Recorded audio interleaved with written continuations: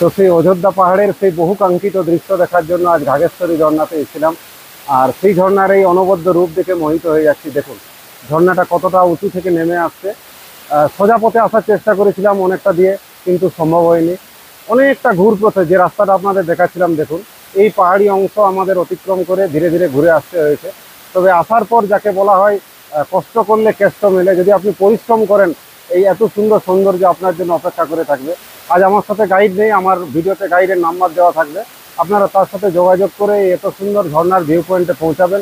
দেখুন অনবদ্য প্রকৃতির এক অসাধারণ সৃষ্টি। যারা নদী, ঝর্ণা, অফবিট লোকেশন ভালোবাসেন সবুজের মাঝে, এখন একটা সুবিধাও হয়েছে। বর্ষাতে কিন্তু যেটা ডালপালা ঝরা পাতা ছিল তারা সব ধুয়ে মুছে অনেক দূরে চলে গেছে, আমাদের রাস্তাটা ক্লিন হয়ে আছে। তো সময় ও সুযোগ বুঝে আসবেন। আরও একটা ভিউ পয়েন্ট আছে, আমরা চেষ্টা করছি আরেকটু নিচে যেতে। আর আমার সাথে আজকে আছে অমিত, পুরুলিয়া থেকে এসছে।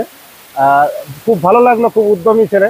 আমি ফিরে যেতে চাইছিলাম কিন্তু সেই বললো যখন আরেকটা জায়গা আছে চলো ঘুরে আসি। তো আমরা সেই ভিউ পয়েন্টের কাছেও যাচ্ছি, সাথে থাকবে।